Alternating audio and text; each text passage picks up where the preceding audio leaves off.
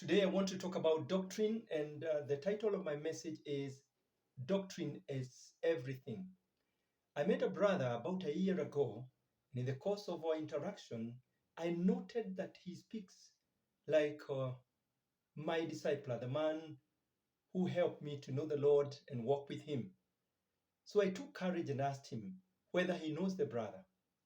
And I was surprised to hear that he was also discipled in some kind of way by the same man under whose feet I sat years ago.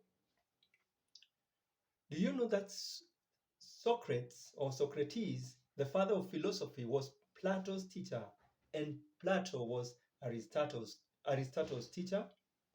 Do you also know that Alexander the Great was taught by Aristotle? And can you see that trend of philosophy? They were all philosophers in their own right.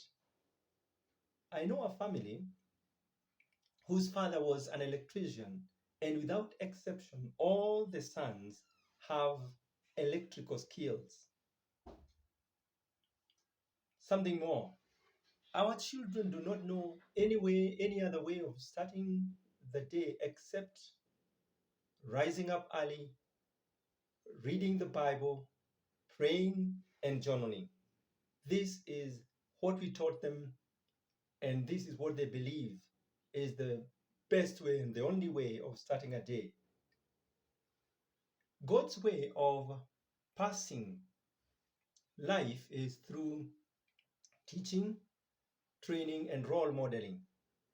Jesus so exemplified this when he was discipling his disciples, so that after his 3 years of his discipleship ministry, the disciples were called Christians. They probably would have been called also Jesusites, in that all they did, how they talked, how they wore, and the doctrine they embraced, more importantly, was like that of Jesus, their disciple maker. I noted that all the people who tried Jesus in his last days asked him about 3 things: who he was, what he taught, and about his disciples.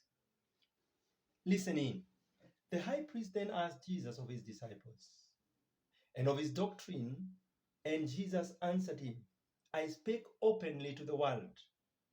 I ever taught in the synagogue and in the temple, whither the Jews always resort. And in secret have I taught nothing. Why askest thou me? That's hard. Askest thou me? Ask them which heard me, which I have said unto them, or what I have said unto them. Behold, they know what I said. That is John chapter 18, verse 19 and 21. Here are a few points to ponder, especially now that we are talking about doctrine. Jesus knew the importance of doctrine and came clear about it. He taught openly in the designated places. Number 2, he never taught in secret but publicly. If you are a teacher of God's word, yes, you can teach different groups in different places, but please teach openly. Don't teach in secret.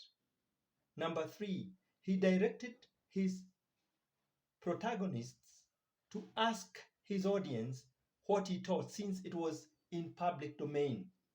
If people doubt you or cast aspersions about what you teach, tell them, go ask the people I've taught, and they will be even a better witness of what they have been taught. Look at their lives, and if you see that their lives are patterned in a particular way, then know that that is what I teach. If ever you have taken doctrine so lightly and you thought it's inconsequential, then think twice. Doctrine in many ways is everything.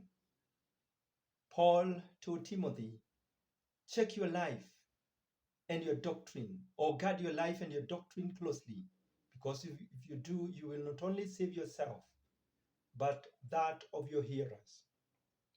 Guard your doctrine closely. It is so, so crucial in your life and the lives of those who are near you. So the Lord bless us as we guard our discipline, our doctrine today. Amen.